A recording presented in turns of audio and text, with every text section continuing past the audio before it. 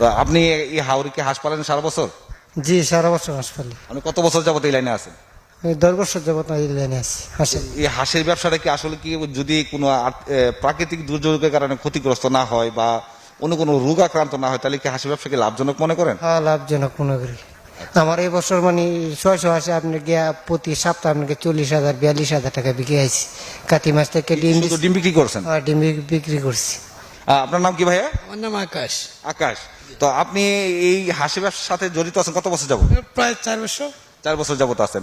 এই হাওড়িকে আপনার হাঁস আছে? জি, আমার হাঁস আছে। আপনার কতগুলো হাঁস আছে? আমার হাঁস আছে আপনার 600 আছে, 300 মারা গেছে কয়দিনের ভিতরে এই যে প্রেগে। ডাক প্লেগে?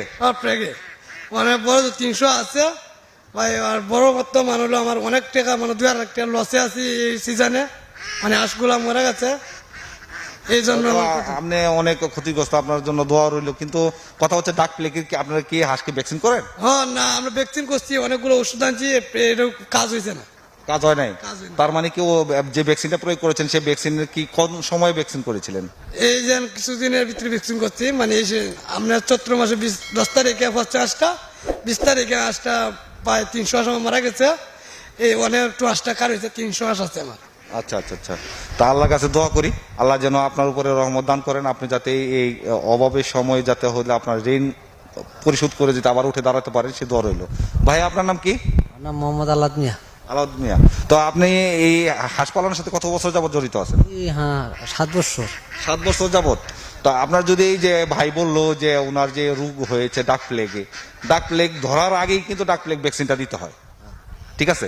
তো আপনি কি হাঁসকে ভ্যাকসিন করান?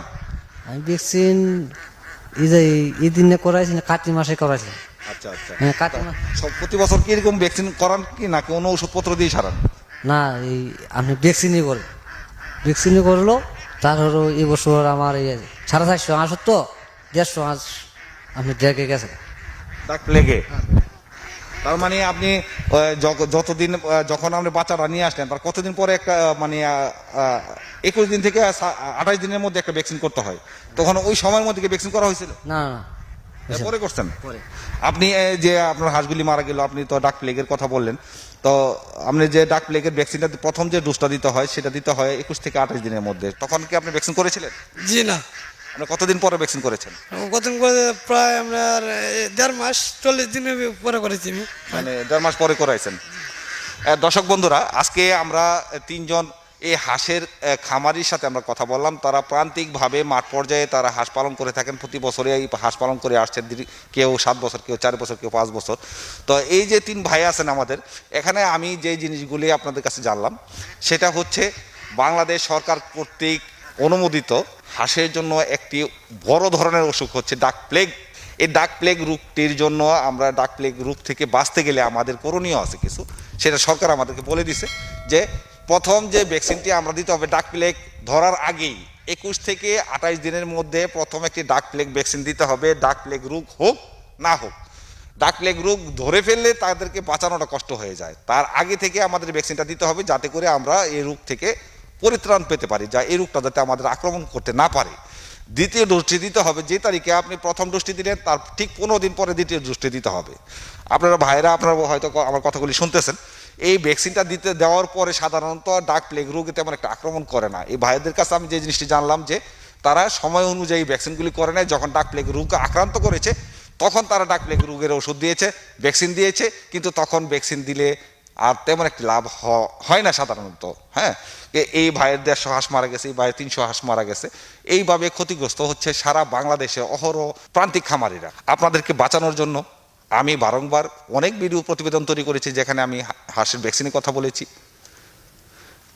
ভ্যাকসিনের অনেক যে প্রাণী সম্পদ কর্মকর্তারা আছেন, ডাক্তাররা আছেন, তাদের কাছ থেকে আমি অনেক পরামর্শ নিয়েছি এবং আপনাদের কাছে জানানোর চেষ্টা করেছি, দেখানোর চেষ্টা করেছি।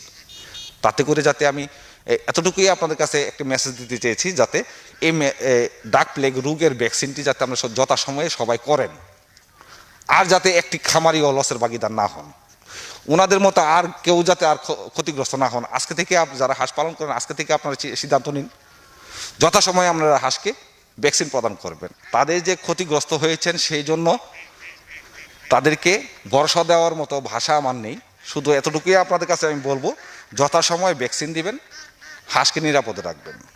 এই জিনিসগুলি মাথায় রেখে সামনে আমরা হাঁস পালন করুন, তাহলে সামনের দিকে অগ্রসর হতে পারবেন, সফলতা অর্জন করতে পারবেন। যার কারণে আমি সবসময় বলে থাকি, আপনারা হাঁস পালন করতে গেলে হাঁসের অভিজ্ঞতা অর্জন করতে হবে, হাঁসের সম্বন্ধে জানতে হবে, বুঝতে হবে, সেই জন্য আপনাদেরকে ট্রেনিং নিতে হবে।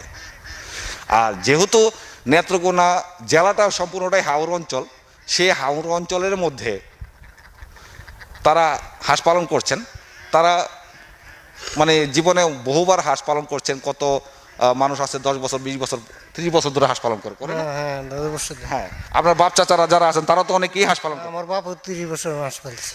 30 বছর যাবত হাঁস পালন করছে। আপনার বাপ চাচারা হাঁস পালন করে নাই? আমার বাপটা যা করছে না, মানে আমরা করতেছি, বাপটা যারা করছে না।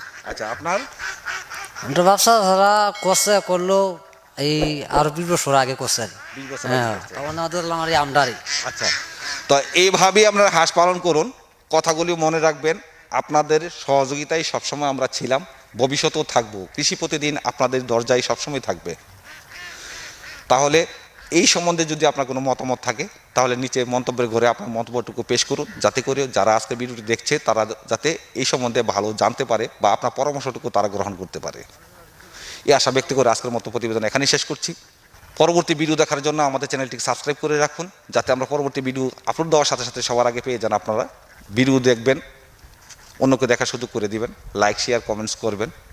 তাহলে আজকে এই পর্যন্তই। আপনারা ভালো থাকুন, সুস্থ থাকুন। আল্লাহ হাফিজ।